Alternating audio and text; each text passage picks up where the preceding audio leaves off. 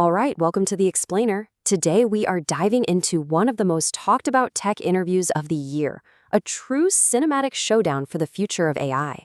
So picture this, you've got Nvidia's CEO Jensen Huang in one corner, and in the other, the super sharp interviewer Dwarkesh Patel. They went at it for almost 2 hours in a debate that was, just absolutely electric. And the core conflict, the big question, sparked such a huge debate that someone literally made a viral edit of it with a Tokyo Drift soundtrack. And honestly, it kind of fits, perfectly capturing that high-stakes, high-speed energy of the whole thing. Okay, so let's get into it. Let's break down this showdown and, more importantly, figure out what it all means for the future of tech. Okay, Act 1. To really get why this whole debate matters so much, you've got to understand the scale we're talking about here. The numbers behind Nvidia's dominance, they're just staggering. So let's rewind just 3 years. Back then, Nvidia's full-year revenue was $27 billion. And look, that's already a huge number, right? They were already a giant. But check this out. In just the last year, that number didn't just grow, it exploded. We're talking over $130 billion. That is an absolutely insane jump in growth, the kind of thing that has the whole market just, wow. But, it's not just about revenue.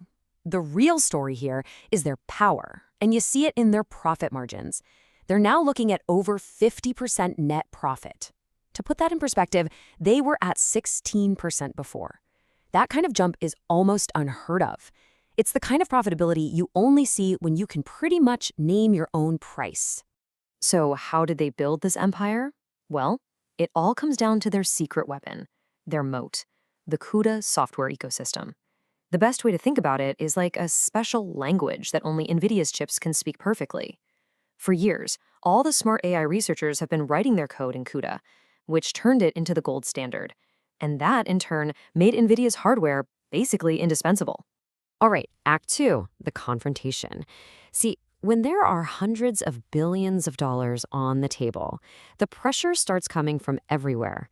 And that's what led directly to this dramatic 2-round debate over whether NVIDIA can actually hold on to its crown.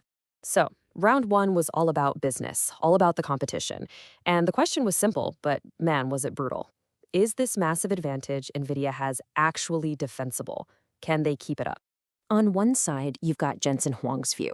He says NVIDIA is like SpaceX's rocket program. It's this incredible, unique, high-margin system.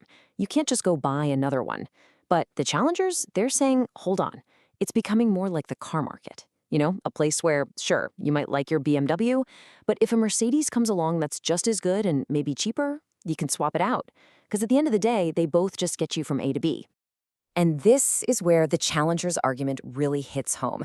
Think about it. If you're an AI lab spending billions of dollars on these chips, the motivation to find a cheaper option is, well, it's enormous. It's like the quote says, if you've been buying Ford vans for 50 grand and a Hyundai comes along for 35 grand that's just as good, you're gonna seriously consider it.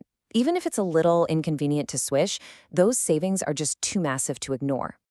But this fight? It's not just about money and profit margins. No, the debate escalated, and it escalated fast, which brings us to round 2, a much more intense fight, the chip war. And right at the center of this chip war is one of the thorniest, most high-stakes topics in all of tech right now, the U.S. government's export controls that stop companies from selling the most advanced AI chips to China. So what's Jensen's take on this? Well, his argument is a pretty pragmatic one. He's basically saying, look, I'm just selling computers. He thinks China already has a ton of chips and brilliant researchers.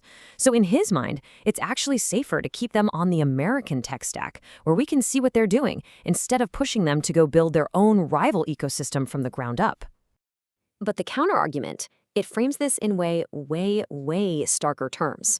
The pushback is, you're not selling computers, you're selling nukes. From this point of view, you're handing an adversary the very tools that make their smartest people even more productive and potentially a lot more dangerous. So, okay, Act 3, the fallout. You've got these 2 massive forces clashing, corporate competition versus geopolitics. So, how is everyone else in the AI world reacting to all this? Well, you can see the fallout pretty clearly just by looking at the stock market. You'd think with AI demand going through the roof, Nvidia's stock would be too, right? But it's been kind of flat.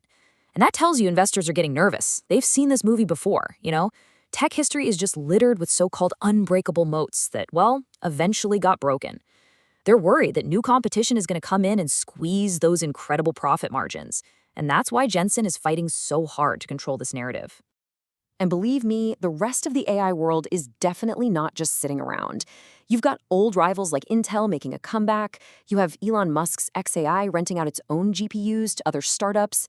Meanwhile, the big players, OpenAI, Anthropic, are pushing out more powerful models like crazy. And there are even reports that Musk is looking into building his own chips.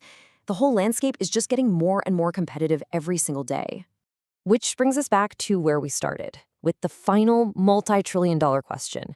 In this insane race to build AI, who really controls the engine, and who's just selling a very, very expensive car?